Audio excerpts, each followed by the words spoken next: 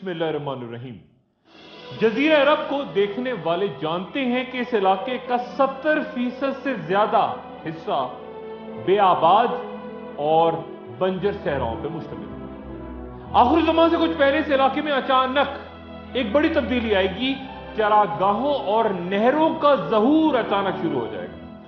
हजरत अबू हुरैरा रज़ियल्लाहु अन्हु से रवायत है कि रसूलुल्लाह सल्लल्लाहु अलैहि वसल्लम ने फरमाया कि क़यामत उस वक्त तक कायम ना होगी जब तक सरजमीन अरब नहरों और चरागाहों में तब्दील ना हो जाए।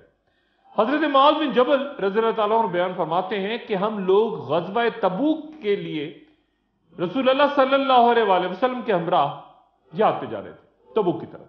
आप सल्लल्लाहु अलैहि वसल्लम ने मगरिब और इशा की नमाजें इकट्ठी अदा की और फिर सहाबा कराम से कहा कि तुम लोग कल इंशाअल्लाह तबूक के चश्मे पर पहुंचोगे।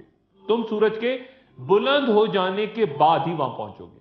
तुम में से जो भी वहां पहुंच जाए उसे चाहिए कि वो उस चश्मे के पानी को मेरी आमद तक इस्तेमाल ना करे।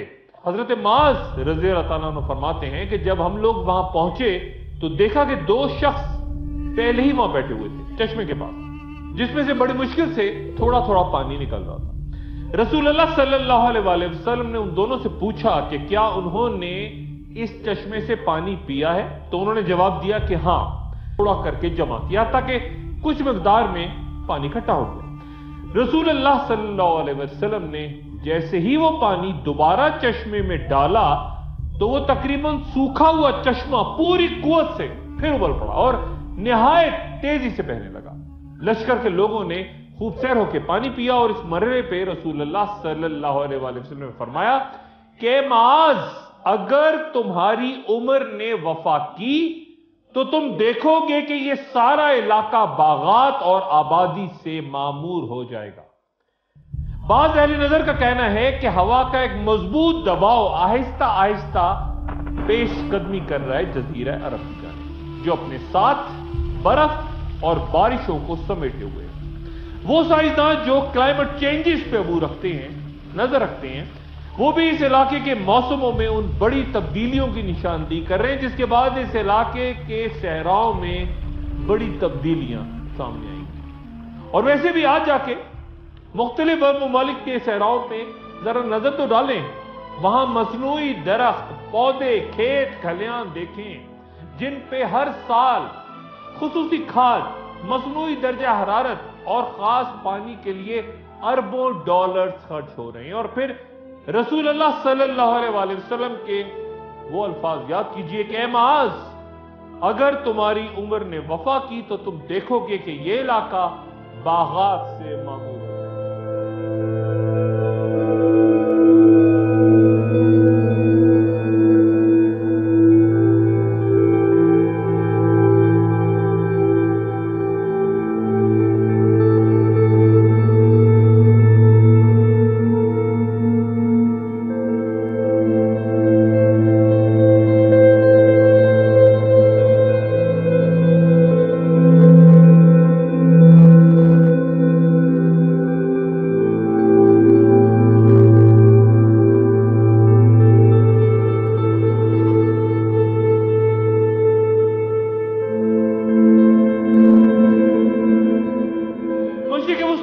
जहां आखिर ज़मा में बड़ी जंगों का मैदान और अहम तरीन अलामात का ज़हूर बनेगा, वही आखिर ज़मा में ऐसा बहुत कुछ होगा कि इंसानी अकल दंग रह जाएगी और यह फैसला करना दुश्वार होगा कि जो कुछ फला शख्स बयां कर रहा है या जो करिश्मा वो देख रहा है, क्या वो कोई बड़ा दावा जो सामने आ रहा है वो सच्चा है, वो कोई मौजज़ा है या फिर जादू। और इस मरहले में मुख्तसर सा तस्करा मैं जादू का कर लूं, क्योंकि मौजज़ा, करिश्मा, करामत, जादू, इन सब में फर्क करना जरूरी है आज की दुनिया में भी और खास तौर पे मुस्तकबिल में भी, जब ऐसे किरदार सामने आएंगे जो लोगों को मरगूब करेंगे। ये जादू क्या होता है और उसे कैसे किया जाता है? जादू की तारीख इतनी पुरानी है कि कुरान शरीफ में अल्लाह ताला फरमाते हैं कि उनके पास जो भी रसूल आया उन्होंने कह दिया कि ये तो जादूगर है या फिर दीवाना है। गोया आगाज दावत और रिसालत के वक्त ही इंसानों के यहां जादू मौजूद था और वो अल्लाह के हर पैगंबर को जादूगर समझते थे और मुतासिर होने के लिए भी मौजज़े का मुतालबा करते थे। اور پھر معجزہ دیکھنے کے باوجود بھی اگر کسی اور جادوگر کے جادو کو بڑا دیکھتے تو پیغمبر کو جھٹلا دیتے تھے. گویا وہ دعوت سے نہیں جادو سے متاثر ہوا کرتے تھے. امام ابن کثیر اپنی کتاب البدایہ والنہایہ میں دمشق کے بارے میں کہتے ہیں کہ جن لوگوں نے دمشق آباد کیا وہ ستاروں کے پجاری تھے اور انہوں نے شہر کے 7 دروازوں پر ستاروں کی شکلیں بنا رکھی تھی.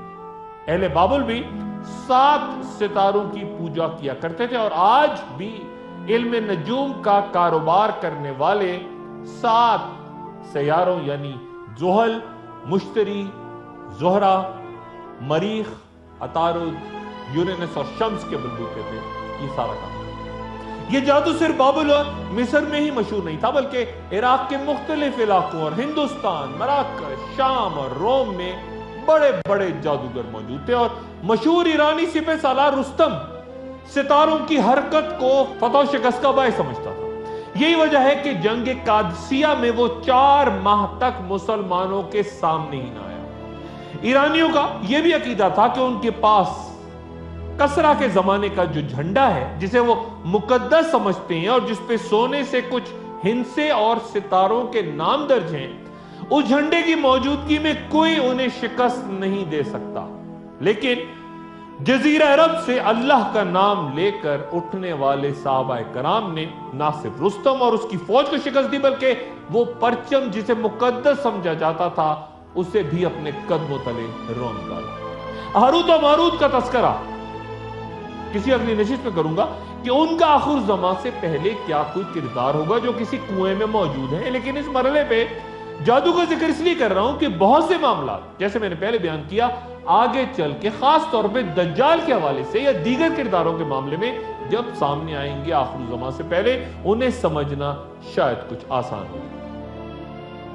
کیونکہ آخر زمان میں جادو اور جادو کرنے والی شخصیات انتہائی اہمیت اختیار کر جائیں گے. جادو کے لیے عربی زبان میں لفظ سحر استعمال ہوتا ہے اور لسان العرب کے مطابق عربوں نے جادو کا نام سحر اس لیے رکھا کہ یہ تندرستی کو بیماری میں تو بدل سکتا ہے لیکن بیماری کو تندرستی میں نہیں. جبکہ الازہری تہذیب اللغہ میں کہتے ہیں کہ سحر یا جادو دراصل کسی چیز کو اس کی حقیقت سے پھیر دینے کا نام ہے. یعنی ساحر یا جادوگر جب باطل کو حق بنا کے سامنے لاتا ہے تو گویا اسے حقیقت سے پھیر دیتا ہے. کئی علماء کا کہنا ہے کہ جادو وہ عمل ہے جس میں پہلے شیطان سے قربت حاصل کی جاتی ہے، اسے خوش کیا جاتا ہے اور پھر اس کی مدد حاصل کی جاتی ہے. شیطان کو خوش کرنے یا راضی کرنے کے لیے کچھ لوگ قرآن شریف کی مختلف انداز میں بے حرمتی کرتے ہیں. کچھ قرآنی آیات خصوصاً سورہ فاتحہ کو الٹا کر کے لکھتے ہیں. اکثر ہمیشہ گندگی کی حالت میں رہتے ہیں. بسم اللہ پڑھے بغیر جانور ذبح کرتے یا پھر مردار کا گوشت کھاتے ہیں. گویا ہر وہ غلط کام کرتے ہیں جس سے شیطان خوش ہو کر انہیں وہ طاقت دے سکے کیونکہ انہیں یقین ہوتا ہے کہ جتنا بڑا گناہ وہ کریں گے شیطان اتنی ہی جلدی ان کے مطالبات پورے کرے گا. اور اگر وہ کسی مرحلے پہ شیطان کے بتائے ہوئے غلط کاموں کو بجا لانے میں کوتاہی کرتے ہیں تو شیطان بھی ان کی خدمت سے رک جاتا ہے.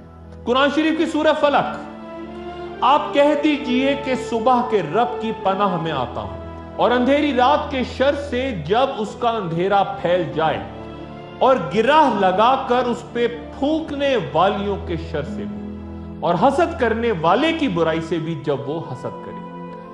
مفسرین کا اجماع ہے کہ یہاں ان جادو کرنے والی عورتوں کا ذکر ہے جو کہ دھاگوں کی گرہیں بنا کر ان پر دم کرتی اور پھونکتی ہیں. پھر اس مقام پر اللہ تعالیٰ فرماتے ہیں کہ اور موسیٰ نے کہا کہ تم سچ بات کو جب وہ تمہارے پاس آئی جادو کہتے ہو. بھلا یہ کوئی جادو ہے اور جادوگر تو کبھی کامیاب نہیں ہوتے.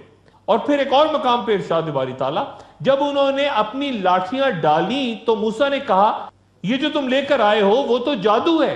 بے شک اللہ اس کو باطل کر دے گا کیونکہ اللہ شریر لوگوں کا کام بننے نہیں دیتا اور اپنی باتوں سے اللہ حق کو حق کر کے دکھائے گا اگرچہ نافرمان لوگ برا مانیں گے. ایک وقفہ اور وقفے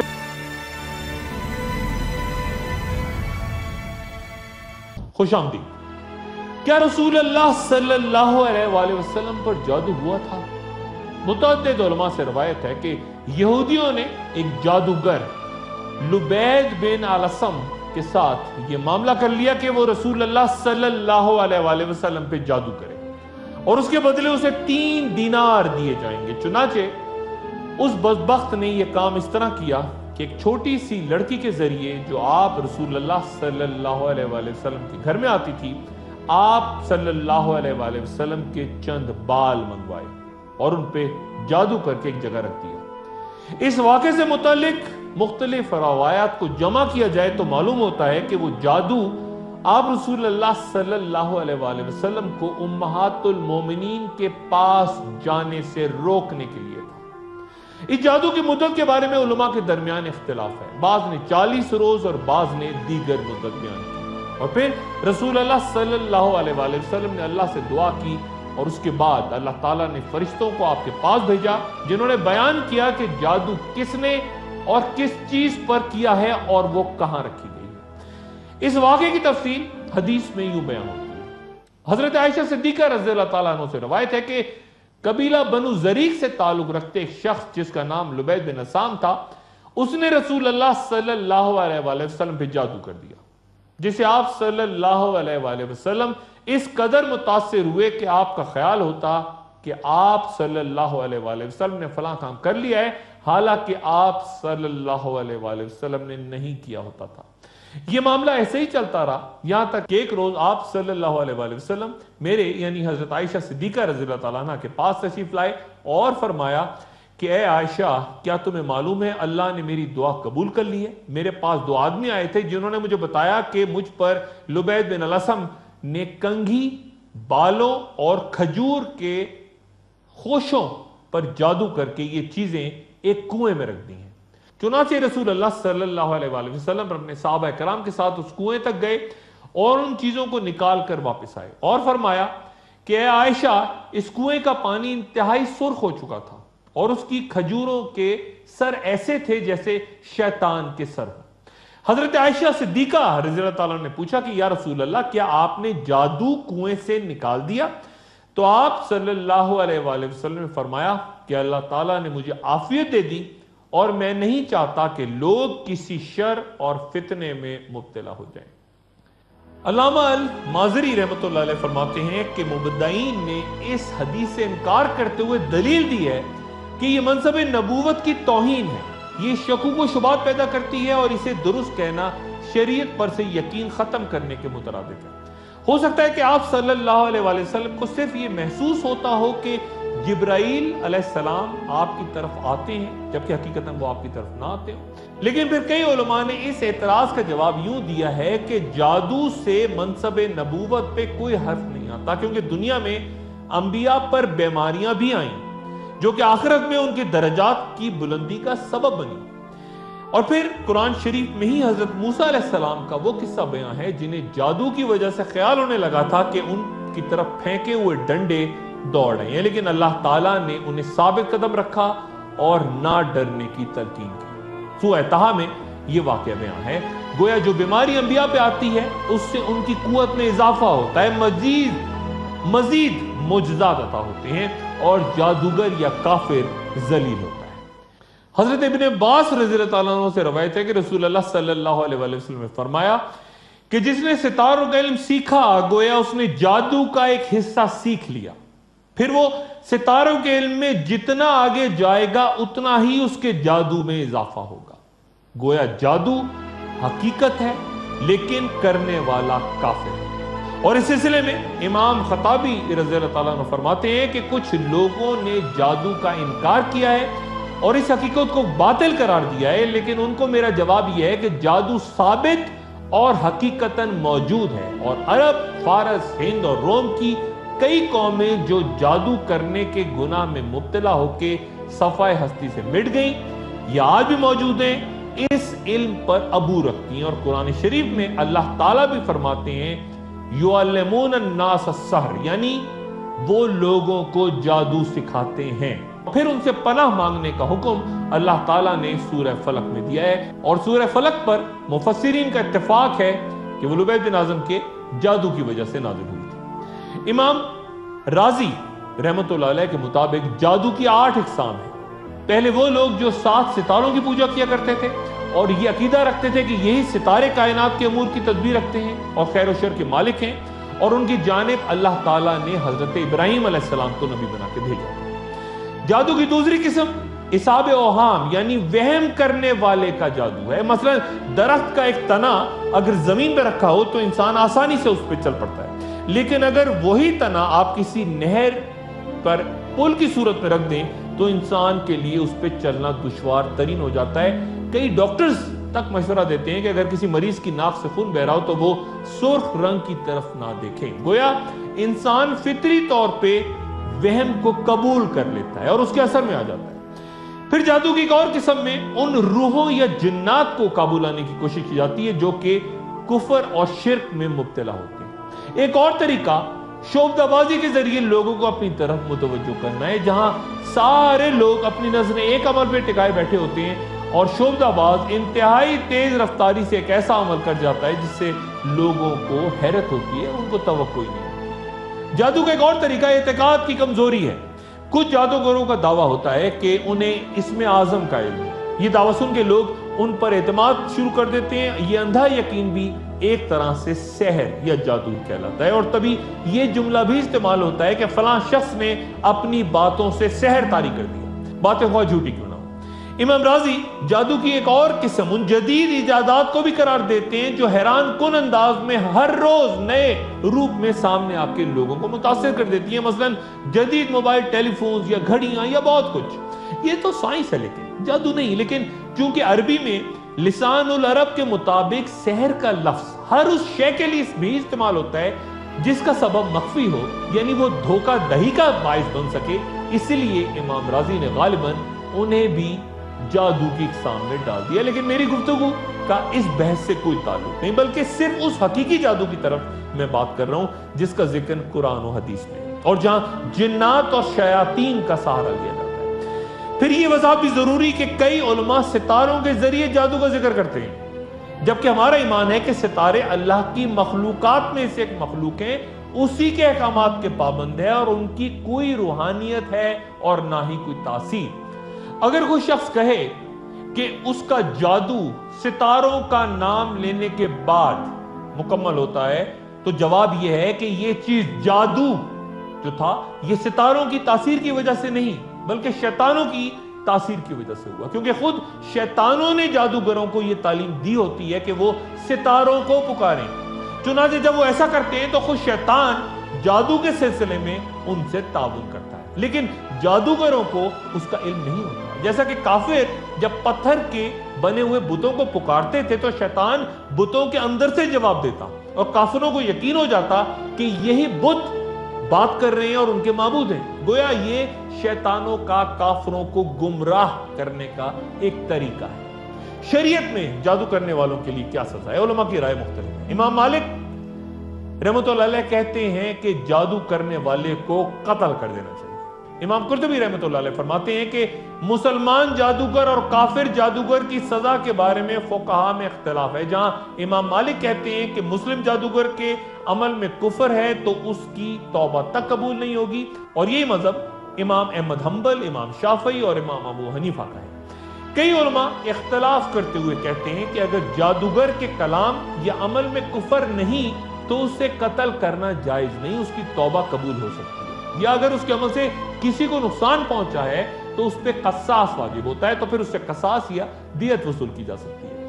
علماء کی ایک جماعت یہ بھی کہتی ہے کہ چونکہ رسول اللہ صلی اللہ علیہ وآلہ وسلم نے خود پہ جادو کرنے والے کو قتل کا حکم نہیں دیا تھا، اس لیے اگر جادوگر اہل کتاب ہو تو قتل واجب نہیں، اور ایک دلیل یہ بھی دیتے ہیں وہ کہ شرک کرنا تو جادو سے بھی بڑا جرم ہے، لیکن وہاں تو اہل کتاب کے لیے ایسی سزا نہیں، چنانچہ صرف قصاص اور دیت کے قوانین ہی یہاں پہ بھی لاگو ہوتے ہیں۔ گزری ایک نشست میں نے جنات کا ذکر کرتے بیان کیا تھا کہ مکہ میں باقاعدہ ایک مسجد جن ہے، اور قرآن کریم میں پوری سورہ ہی اس نام سے موجود ہے۔ آخر الزمان سے پہلے جنات اور شیطان کا کردار انتہائی اہم ہو جائے گا۔ ایک وقفہ اور وقفے کے بعد دوبارہ حاضر ہوں۔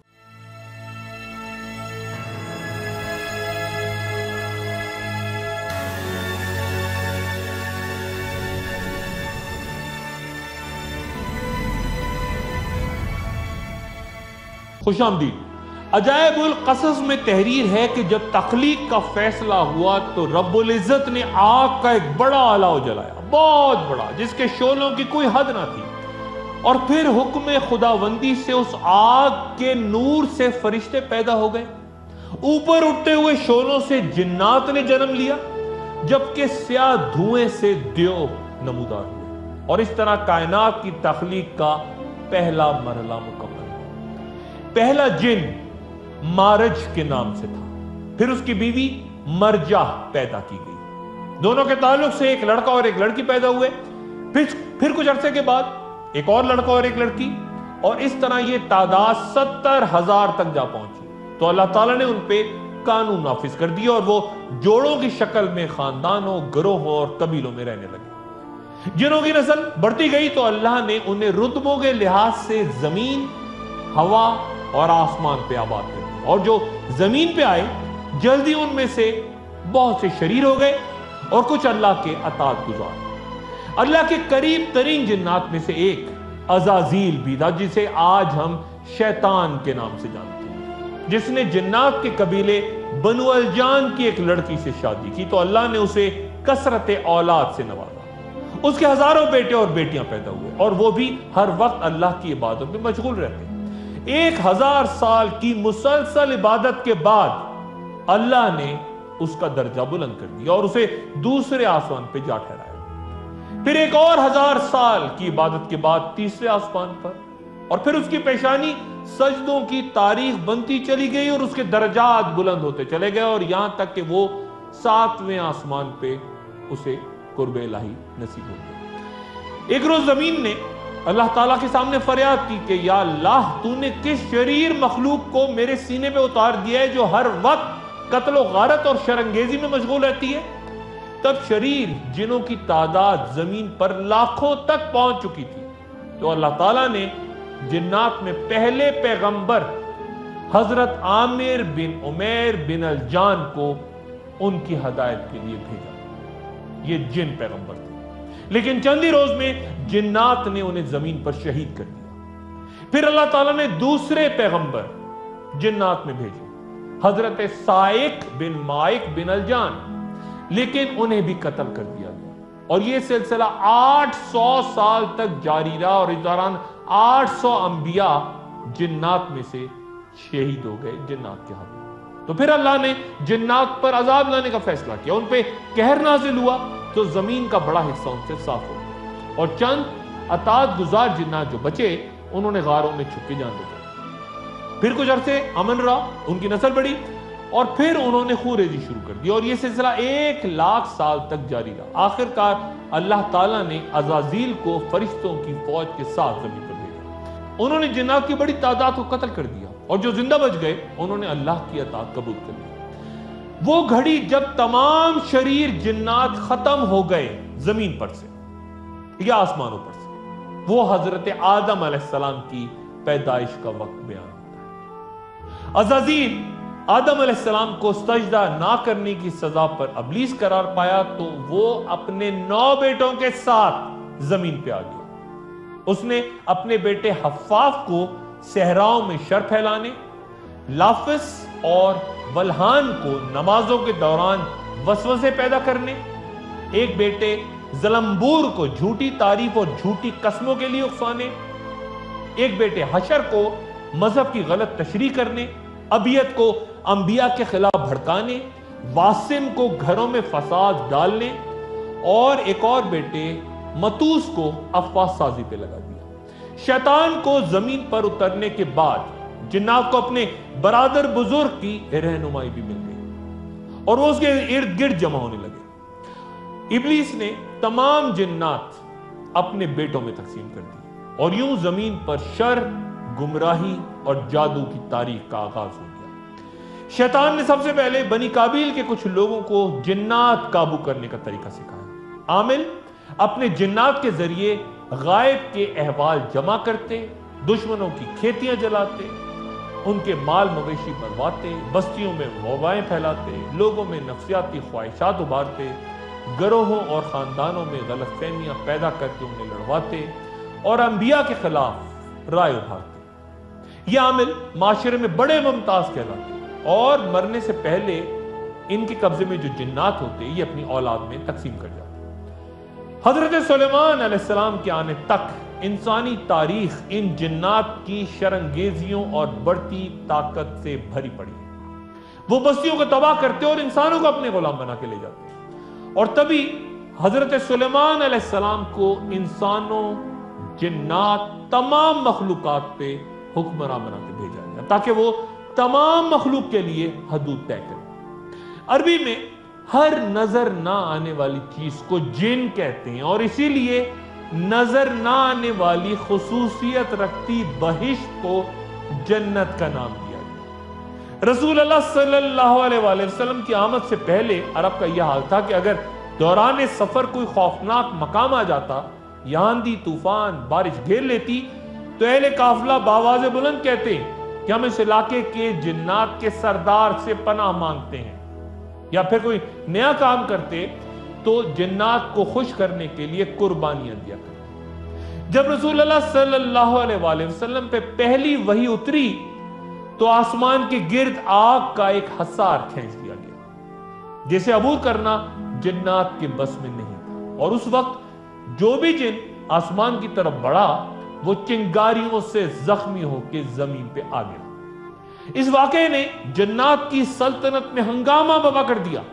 اور وہ سب بزرگ ابلیس کی طرف بھاگے تو اس نے کہا ضرور زمین پر کوئی بڑا واقعہ رونما ہوا ہے، تم تمام زمین پہ پھیل جاؤ اور اس کا کھوج لگاؤ۔ جنات پوری زمین پہ پھیل گئے لیکن انہیں کوئی سراغ نہیں ملا۔ اسی دوران رسول اللہ صلی اللہ علیہ وآلہ وسلم طائف کی طرف دعوت دینے کے لیے نکلے تو راستے میں ایک مقام پر ان کے سامنے 7 جنات کا گزر ہوا جو فوراً ایمان لے آئے۔ قرآن شریف کی سورہ جن اور سورہ احقاف میں اس واقعے کا تفصیلاً ذکر موجود ہے۔ اور پھر ان جنات نے اپنے قبیلوں میں جا کے اسلام کی دعوت کا آغاز کیا۔ آخر زمان میں جنات کا کیا کردار ہوگا ذکر آگے آئے گا۔ حضرت عبداللہ بن عمرہ رضی اللہ تعالیٰ عنہ سے روایت ہے کہ رسول اللہ صلی اللہ علیہ وآلہ وسلم نے فرمایا کہ علامات قیامت تار میں پروئے ہوئے موتیوں کی طرح ہیں، اس لیے اگر تار ٹوٹ جائے تو موتی ایک ایک کر کے تیزی سے گرنا شروع ہو جاتے ہیں۔ متعدد احادیث مبارکہ اور علماء کرام کی آراء کے مطابق ابھی امام مہدی کے ظہور کو صرف 18 دن ہی گزرے ہوں گے کہ تاریخ انسانی کا سب سے بڑا فتنہ دجال ظاہر ہو جائے گا۔ وہ اولاد آدم میں سے ہی ہوگا لیکن اس کے پاس کچھ ایسی طاقتیں ہوں گی، اتنی طاقتیں، اتنی قوتیں، کیا وہ جادو ہوگا، کیا وہ جنات ہوں گے، کیا کچھ ہوگا، بہت طاقت ہوگی، اتنی طاقت کہ وہ دعویٰ کرے گا کہ وہ رب العالمین ہے اور جتنی مخلوق ہے اس پہ ایمان لائے۔ گفتگو کا سلسلہ جاری رہے گا۔ اپنا دوستوں، رشتہ داروں، گرد و نواح کے لوگوں کا سب خیال رکھیے گا۔